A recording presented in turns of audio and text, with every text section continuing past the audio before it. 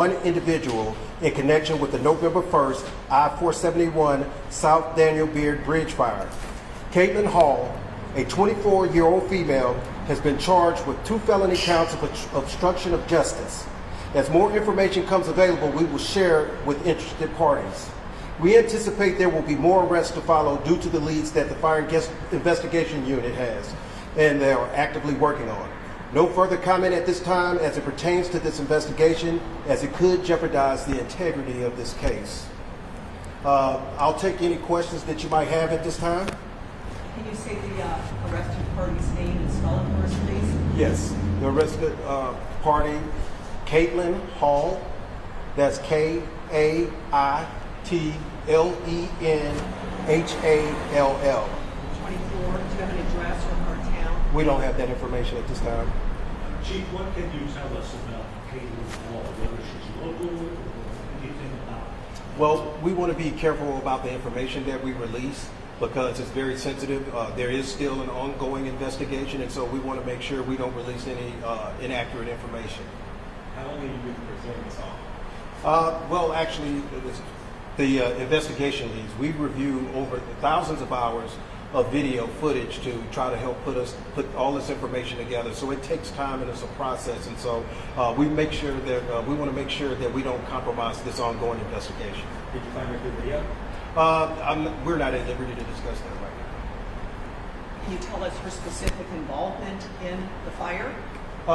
We really don't want to release that information right now because, again, we don't want to compromise the ongoing investigation. So the charges are 2 felony obstruction of justice charges. Yes, ma'am. Which would suggest that it would be someone else, at least one person involved. Possibly. So do you believe she was at the bridge that night, November 1st? Really don't want to provide those details at this moment because, again, those are very sensitive pieces of material and it's very integral to the case. Was this a group effort involved? We should expect more arrests to come. How many people think are involved in this? What I will say is possibly multiple individuals involved. We heard from the vice mayor that 4 people were arrested already. There's a lot of inaccurate information. That's why it was so important for us to have this press conference, to be able to dispel a lot of rumors. There are a lot of misinformation that's floating around. And so the information that I'm providing for you here today is the most accurate information that you will get. I receive updates around the clock. And so it's moving very fast, and we're very confident in the steps that we're taking. And so it's very important for us to get in front of the media and dispel these false narratives. Chief, because there's so much interest in the community about what happened at that bridge, do you anticipate that it will be very soon when you will have additional information? Yes, I really want to just recognize the efforts that our Fire Investigation Unit has employed in this investigation. They're very thorough. We have to be very careful not to release information because, again, hearing that 4 people have been arrested and things of that nature, we want to make sure that we provide accurate information and dispel some of the misinformation that's being circulated. Is Ms. Hall currently detained? She's arrested. She's at the Justice Center? I don't know her location at this moment, but that was the information that I received from my team. Where was she arrested and when? She was arrested today. I don't want to release that information right now where she was arrested because it's a very sensitive topic of the investigation. There's been a lot of speculation that the fire was started possibly by somebody camping under the bridge or experiencing homelessness. Has there been anything in the investigation that indicates one way or another whether that's the case? Yes, sir. Thank you for that question. And talking to my fire investigators, they confirmed that it definitely was not. We've ruled out homeless encampment, so we want to make sure that we put that information out. That's something that I wanted to make sure that we messaged in this press release. Can you talk at all about what kind of accelerant was involved in this fire?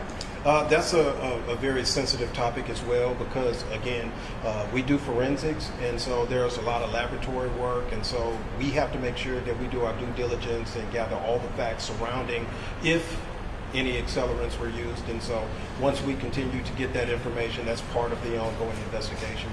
We'll be happy to share that. Final question. Mr. Mayor, today I talked with residents who feel like at rush hour downtown, Yeah. it's a traffic jam, and they feel like the city isn't doing enough. What would be your message to them? Yeah, I share their frustration. It is incredibly difficult right now to get south to northern Kentucky at the end of the day, and certainly to the central business district in the morning during rush hour. It's challenging. It's gotten so frustrating that even Central Parkway has gotten backed up. There are semis now, unfortunately, getting rerouted through neighborhoods. We are on top of it. DOTE and our police department have been monitoring hotspot intersections to try and alleviate some of the congestion. Unfortunately, given the process of repairing the bridge, this is a challenge that is going to be with us for a little while longer, and so we're devoting more resources with CPD and under Chief DG's leadership in order to try and help alleviate some of those concerns. We have a strong partnership with ODOT. The northbound lanes are hopefully going to be opening up soon, and we have no reason to believe they won't be able to hit the deadline that they put out there.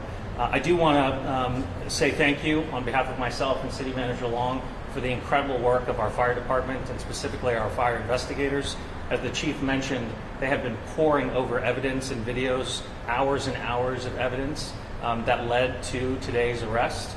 We have other strong leads, and we expect to have more announcements here in the following days.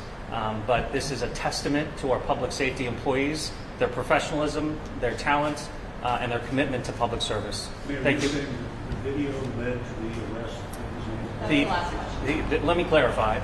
What I said was, in addition to the video and all of the evidence that they have been reviewing over the thousands of hours that they've really been working on this around the clock since the incident happened, that professional investigation led to this break in the case.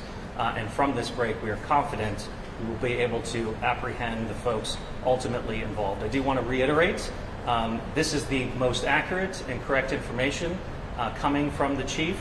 I also want to reiterate that we have ruled out a homeless encampment and that we are closing in on the perpetrators, and we will hold them accountable. Thank you. Thank you.